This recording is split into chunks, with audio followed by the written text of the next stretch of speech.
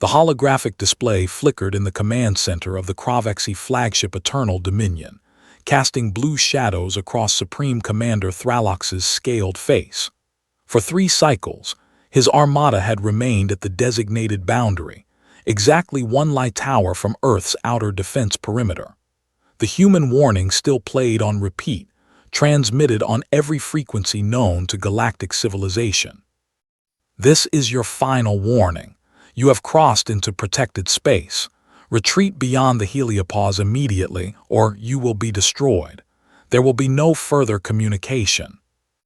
Thralox's mandibles clicked in amusement. The Kravexi Imperium had conquered 47 star systems. Their fleet numbered 3,000 warships, each capable of glassing a planet. And these primitive humans, barely 2 centuries into space, dared to threaten them. "Status report," Thralox commanded, his voice resonating through the bridge.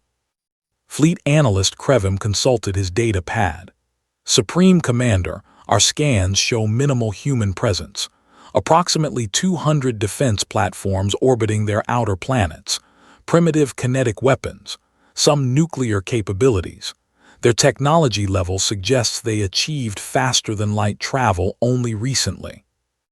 And their homeworld. Earth, single planet, approximately 8 billion inhabitants. Heavy industrialization across multiple continents. Their military appears concentrated around a few orbital stations." Thralox studied the tactical display. The humans had drawn a line in space, an invisible boundary they claimed no one could cross. How typical of prey species to bluff when confronted with overwhelming force. "They cannot possibly defend against us," War Master Droctor growled from his station. "We should advance immediately and show them the price of arrogance." But something nagged at Thralox's tactical mind. In his 40 years of military service, he had learned that confidence often masked preparation. The humans had destroyed the Viridian scout fleet that first entered their system, 7 ships reduced to debris in under 3 minutes. They had claimed it was a misunderstanding, but the Viridian vessels had simply disappeared from sensors before anyone could transmit a distress signal. "Patience, War Master," Thralox said. "Send a probe across the boundary. Let us test their resolve." The probe launched within minutes, a simple reconnaissance drone programmed to cross the human-designated line and transmit sensor data. It accelerated toward Earth's system, its basic shielding more than adequate for any primitive attack. The bridge crew watched their displays. The probe crossed the boundary. Nothing happened. Seconds passed, then minutes. "See," Droctor sneered, "they bluff, they have no." The probe's signal vanished. Not destroyed, not damaged, simply gone, as if it had never existed. "What happened?" Thralox demanded, leaning forward. Krevim's claws flew across his console. Supreme Commander, I don't know. The probe just ceased to exist. No energy discharge, no debris field, no radiation signature. It's as if reality itself deleted it from existence."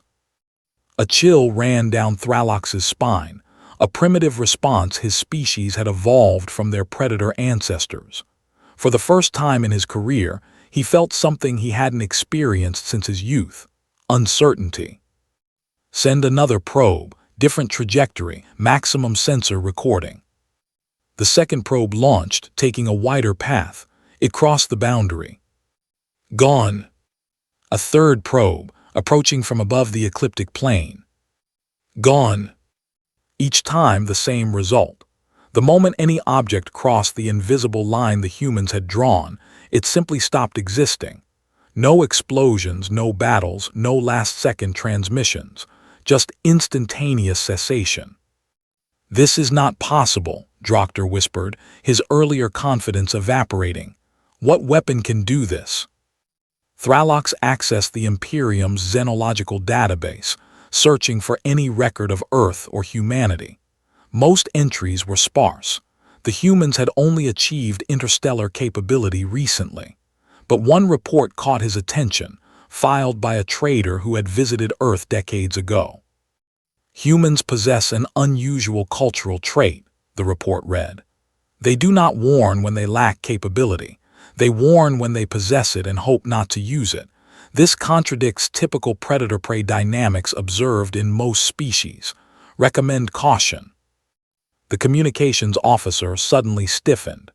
Supreme Commander, we're receiving a new transmission from Earth. Play it. The hologram dissolved and reformed into the image of a human female. She wore a simple gray uniform with minimal decoration. Her face showed neither anger nor fear, only calm certainty. When she spoke, her voice carried the weight of absolute conviction. I am Secretary General Chen of the United Earth Defense Council. You have tested our boundary 3 times. We erased your probes to demonstrate that our warning is not empty. You now have 1 hour to retreat beyond the heliopause.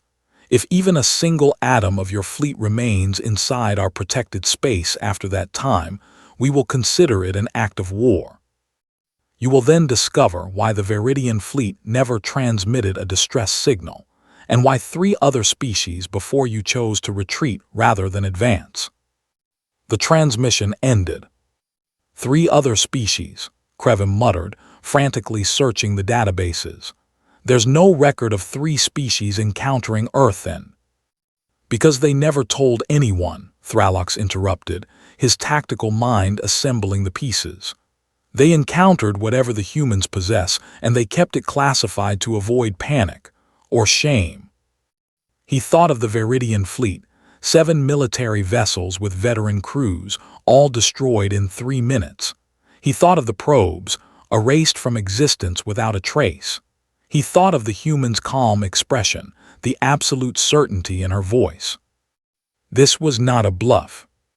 What are your orders, Supreme Commander? Droctor asked, his earlier aggression replaced by nervous respect. Thralox studied the tactical display one final time.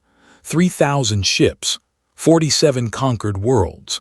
The pride of the Kravexi Imperium, poised to add 1 more primitive planet to their collection. But something about the human's silence troubled him more than any boast could have. They hadn't described their weapon, hadn't threatened specific consequences, hadn't even raised their voices. They had simply stated facts and offered a choice. In that moment, Thralox understood something that would reshape the Imperium's entire strategic doctrine. The most dangerous predators didn't need to roar. Fleet-wide order, he announced. All ships prepare for immediate withdrawal. Set course for the heliopause maximum velocity. Supreme Commander, Droctor protested. We cannot retreat without engaging. The Imperium will. The Imperium will have a fleet to command tomorrow, Thralox cut him off sharply. Would you prefer to test a weapon we cannot understand against an enemy who shows no fear? They gave us a choice, War Master. I choose survival. As the Kravexi Armada began its withdrawal, Thralox watched Earth's blue-green sphere shrink on his display. He composed his report to the Imperium's High Council in his mind, knowing it would be controversial. He would recommend that Earth be designated a protected system, not out of weakness, but out of wisdom.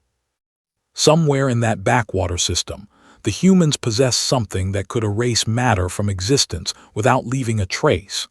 They had mastered a technology that violated everything the galaxy understood about physics. And most terrifying of all, they had the restraint not to use it unless provoked. 47 cycles later, when the Kravexi Imperium collapsed under its own expansion, Earth sent humanitarian aid without hesitation. They never mentioned the standoff, never gloated about their warning. They simply helped because that was what they did. And Thralox, by then a retired commander living on a peaceful colony world, finally understood what had troubled him that day. The humans hadn't issued a warning because they wanted to destroy. They had warned because they desperately didn't want to. That, he realized, was what made them truly dangerous and truly worthy of respect. When death itself offers you mercy, only a fool refuses.